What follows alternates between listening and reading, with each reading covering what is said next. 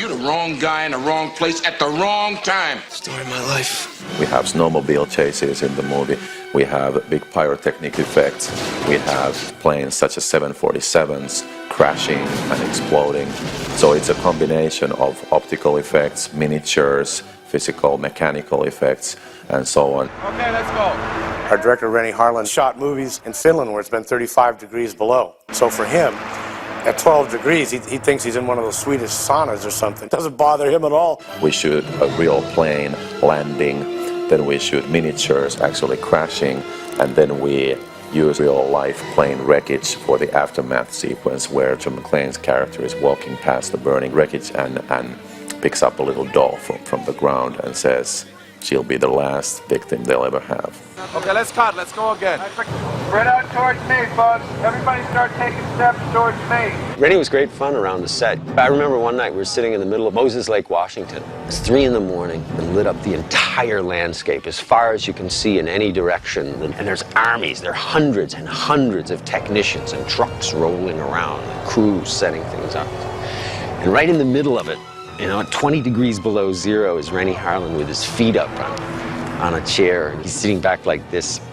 And I was standing next to him, and he turned to me and said, "It's kind of exciting, don't you think?" And that was kind of Rennie in a nutshell. It would have intimidated a lot of people, I think. You know, you could easily get freaked out that you can't find the snow, and there's so much money riding on this, and so on. But Rennie stayed very cool. We couldn't go into an airport and say, "Excuse me, guys, we'd like to use your tower for a while. Maybe these planes can wait for us." We have built some huge sets. We built the whole air traffic control tower on one stage and surrounded it with a gigantic miniature set where we see the runways and the airport terminal buildings. The stage is about 130 by 207, I believe, and the tower takes up, you know, a certain amount of the back part, and then we put all of the rest of the airport out in this direction.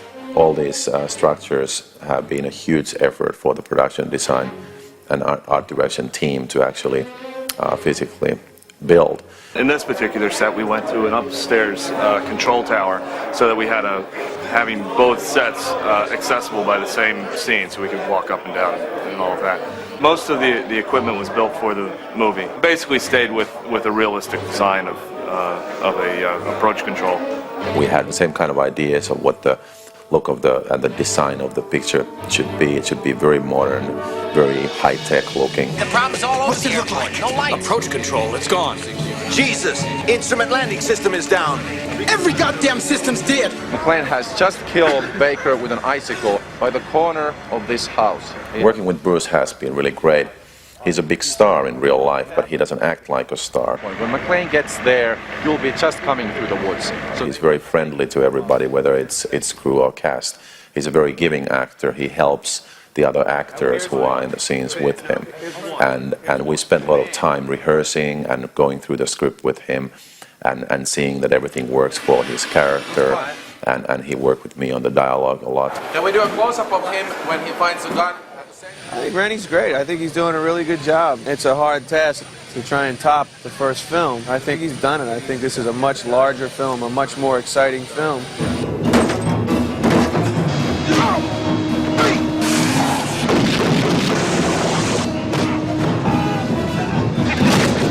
I hope that the audience will have a great roller coaster ride when they see Die Hard 2. That those people who saw the first movie will get everything they expected and much more. And those people who never saw the first one will go back to their local video store and check out what the first one was all about. The runway. Son of a bitch. Look. Jesus Christ. Manuel Noriega type is extradited to the United States to stand trial. You're talking about a hijack and a robbery or what? An elite team of terrorists tries to snatch him out of Dulles Airport. They're not very nice people. The only people to go to this much trouble are professionals. Backup systems won't come up. Attention Dulles Tower. If you don't want those planes to start splashing into the Potomac as they run out of fuel, what I want is very important. You got the world's biggest drug dealer on his way here now. What do you need, a slide rule to figure this out? The terrorists take over the whole airport, the air traffic control tower, the radar control. They can basically totally overrule the existing tower there. Any attempt to restore your systems will be met by severe penalties. McLean, we don't need any Monday morning quarterbacks. Fuck Monday morning. My wife's on one of the goddamn planes. Recalibrate sea level. Minus 200 feet. Jesus Christ, he's gonna crash the fucking plane! So you're in the glide path and you're looking good. Attaboy, we've got you. Damn it, you can't do this. I am doing this. God bless. We've got you.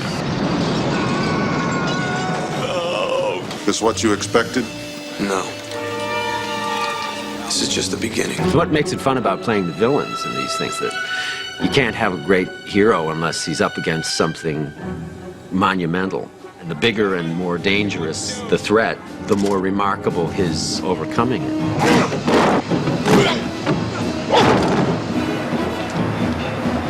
They are pretty ruthless. They're pretty intelligent people, too. It's proven by the fact that they've done some technological sabotage. Instrument landing system is down. Every goddamn system's dead. People came up to me afterwards and say, I hated you in Die Hard 2. I wanted, and it's like the greatest compliment you can pay it. That is the job. You have to hate that man. You have to hate what he stands for and everything that he's about. The better you do that, the more satisfying it is for the audience at the end when it goes, yes! He gets it in some awful, awful way. Most films, you can tell right away who the bad guys are and who the good guys are. Major Grant, we're blue light. In this case, you're not quite sure who's wearing the black hat or the white hat. Come to the coast, we get together, have a few laughs. When I saw the first Die Hard, I was very impressed the way it's been shot and how good was the villain. I'd just never seen anything like it, and the way that they built the tension and the way that Alan Rickman created this wonderful, sort of funny, dangerous human. Don't kill me, please. Whoa, relax. They are very different from what the first film was. This time we are dealing with very pure American men. We have a group of elite military officers who have been fired from the army. They try to take over. They have no other profession. Fighting and planning wars is all they can do and all they know about. Colonel Stewart is such a completely, 180 degrees away from the character that Alan played. He's not funny. So we had to go in another direction entirely. We decided to go with this sort of insane strength. He's like a well-trained pit bull or something that's gone berserk. How many grenades we got? So thoroughly trained, so disciplined, so good at what he does. You can't stop that kind of machine. We wanted to make it very timely. The situation in some of the Central American countries that are relying very heavily on the drug product, we make a statement about that. There are some comparisons to characters like Noriega being the leader of these men who decide to take over. You get the lace sweep, it's like clawing him, fucking, it's like... I actually only had 2 scenes with Bruce in the movie. One where I bump into him in the airport. Excuse me. And the one where I beat the crap out of him on the wing of the plane. We didn't get close, like chummy, because it would have made it harder. Well, you look really familiar to me. You want this hatred and negative energy and so on flowing between them. You want the sparks to fly. It's hard to step away from your good buddy and your chum and say, okay, ready? So we sort of kept this professional distance. Villains don't usually get fan mail, but I did. Mostly about the nude scene. I came in for a fitting, and when I said, where's the costume for the scene in the hotel where he's doing the Tai Chi? And Rennie turned to me and he said, well, Bill, I was thinking maybe he would be nude. And I said, that was the first I'd heard of it. And I said, and I told him, well, get me a trainer and push this scene off to the end of the film so I don't want to watch this when I'm 60 years old and say, God, I wish I'd done a few sit-ups, look at that. The anticipation is worse than the actual doing of it. You know, people ask me, was it a big deal? Well, getting ready for it was a huge deal. I wanted it to look right. I wanted to be able to sell this character, and it's a great opening for a character. The movie's 5 minutes old now, and suddenly you're cut to a man with no clothes on fighting with invisible opponents.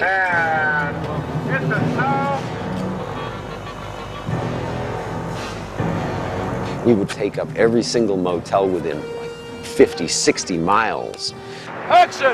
It was this gigantic army of people and money and machinery and, you know, writers and studios and stars and so on. Hundreds and hundreds of people had gathered and were doing their jobs. And the whole thing was focusing down and down and down to this one little moment in front of the camera, in your eye, between myself and Bruce Willis, or myself and John Amos. That's what this was all boiling. That's what we had all come for. But it was great fun. It was sort of like playing in, you know, it's the Super Bowl of action movies.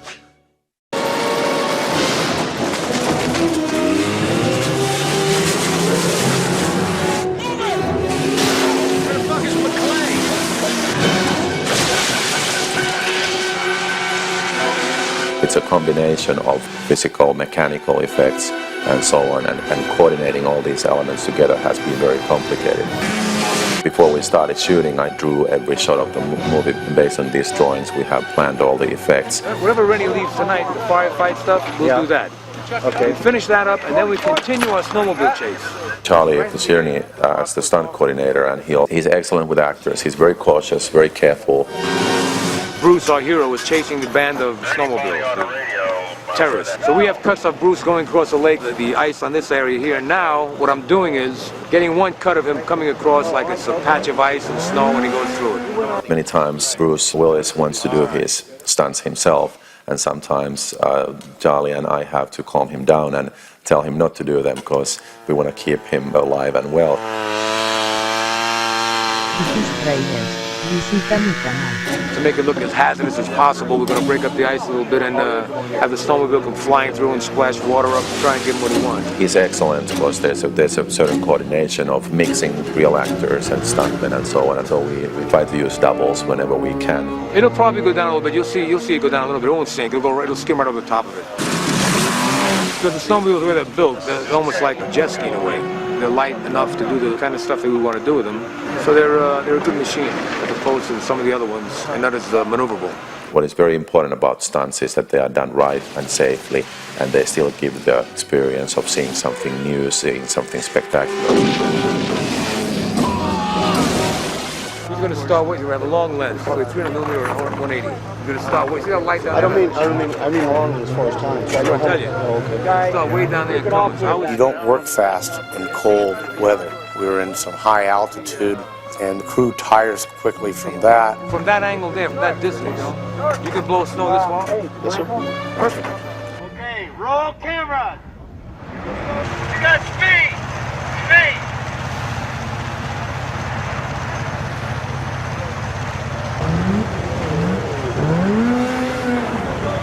That's the cut.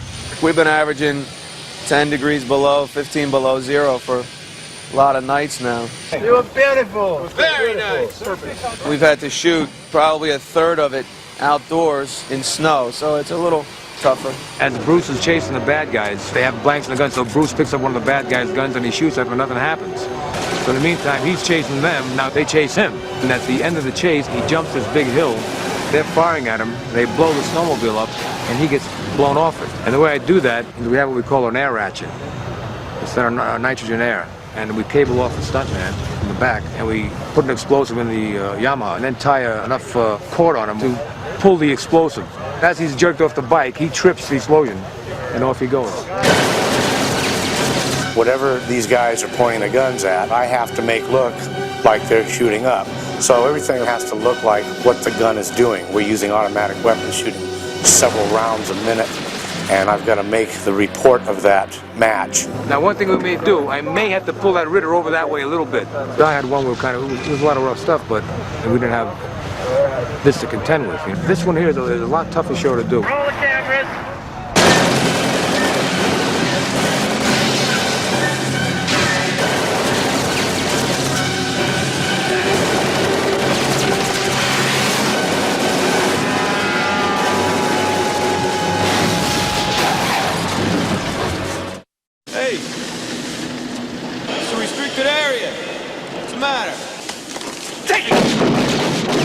we're going to have him sliding up on this belt. We're going to put the squibs on the side of the belt. We're going to have one camera there as the POV of the guy who is shooting and pan with him. And then we're going to put another camera from here so we see Bruce, we see his face, and in the same shot we see the squibs.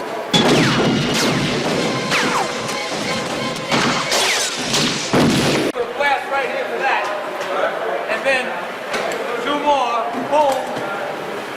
It looks like if you have this position, I see bang in, he drops down, he goes up, bang, bang. This camera sees a lot of hits. Put more. Hey, put more on this side, Charlie. Give us some low hits for this camera.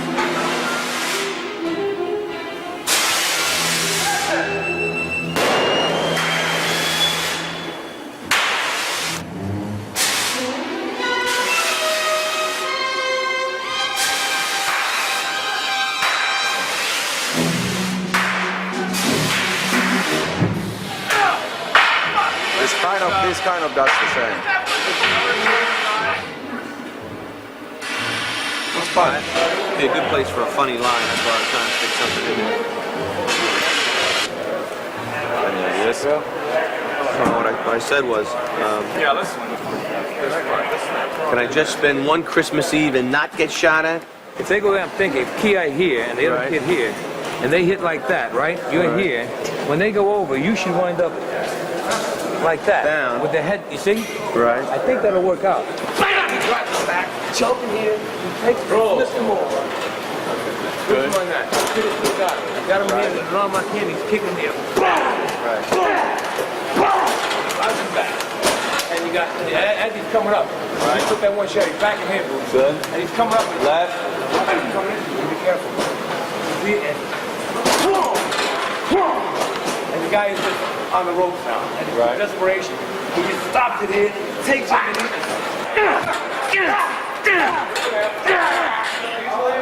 and you go. I like that.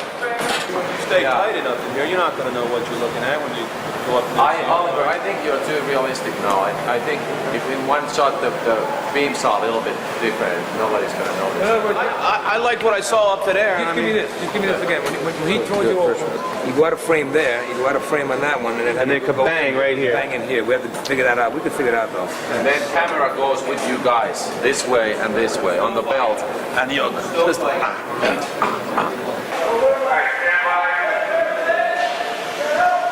Raise it up. Right there. And roll, please. Stick. Can't you get back further? If you can.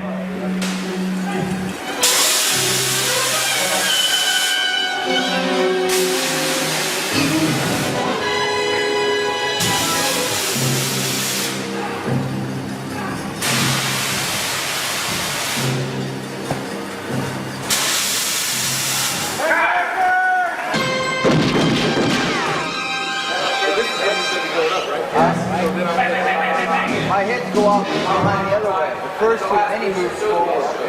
It's okay? Whoa. Okay. Okay. It's a little wide though. Huh? A little wide? Wide. Yeah. There you go. Okay. Stand by to roll now. Very quiet.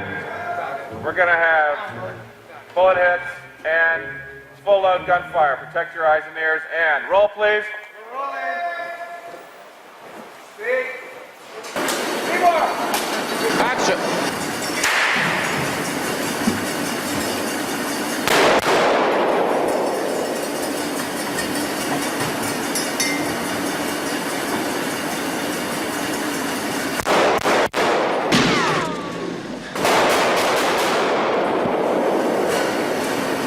Beautiful. Perfect.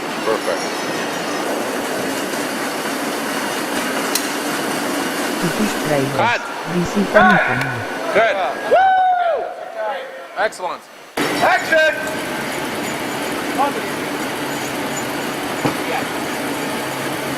Begin!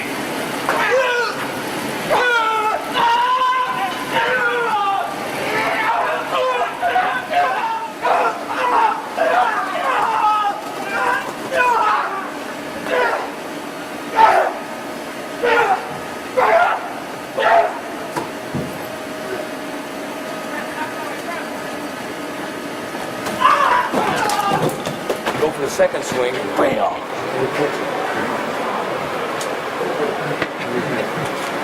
Well, I'm in here.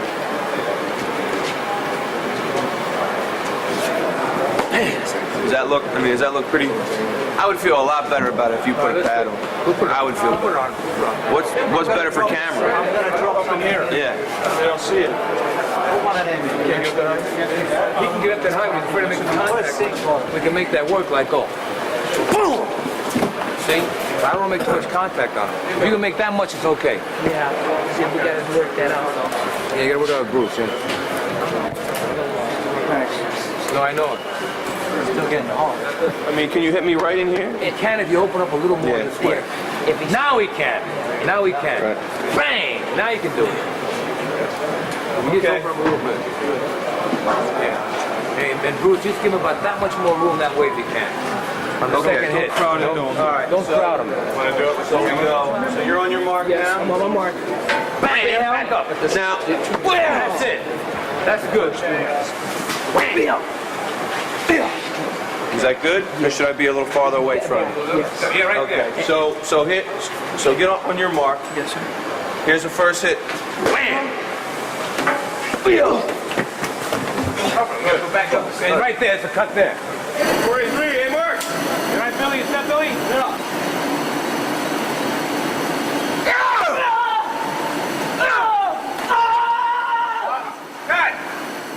All right, throw a straight shot. Like that, yeah. Okay, so Right from the shoulder. Right at it. Bang, right at it. Go right for his face. Bang. So here, come here. Right here, right here. That's it. Just get it okay.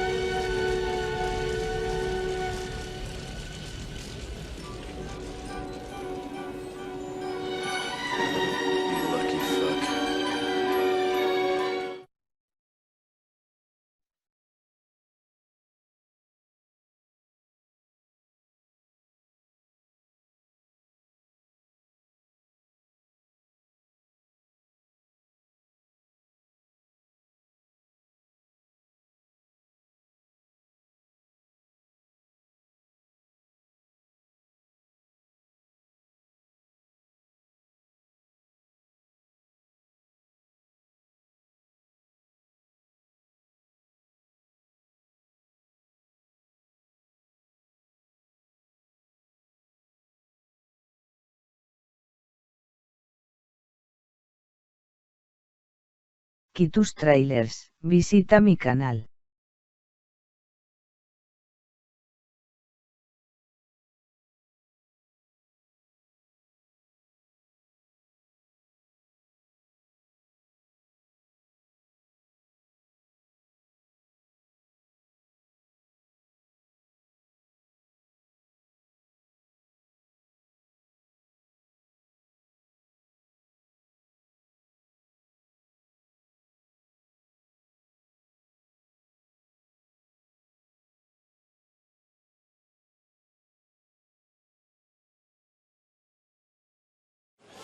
And since we've no place to go, let it snow, let it snow, let it snow.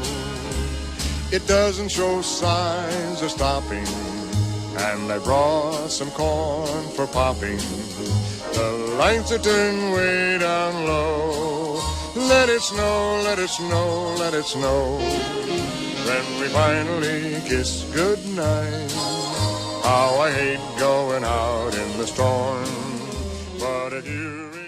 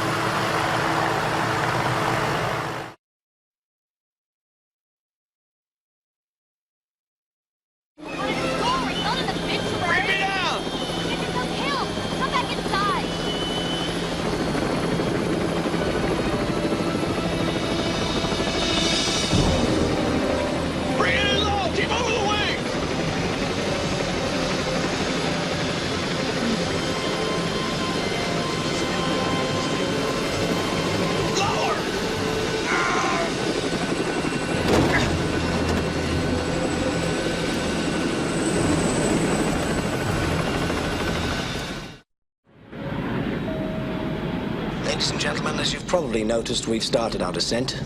We're sorry for the inconvenience, but we'll all be on the ground in a few minutes. Thank you.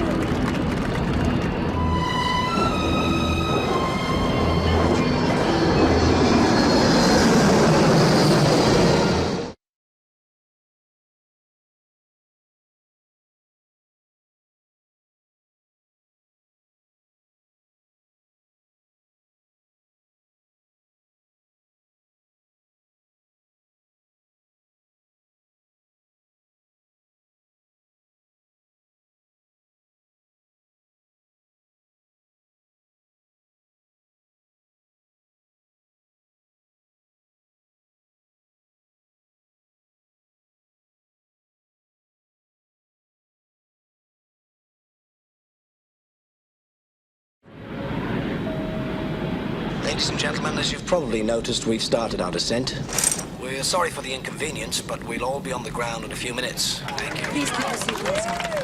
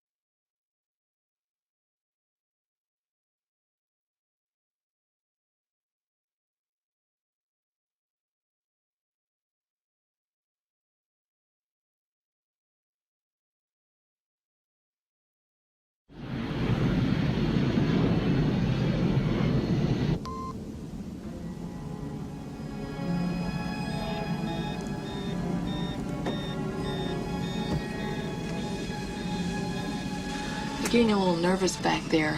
In fact, so am I.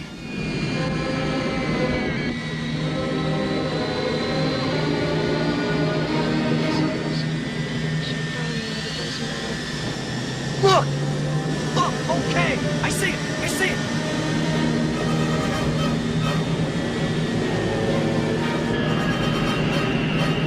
Y tus trailers, visita mi canal.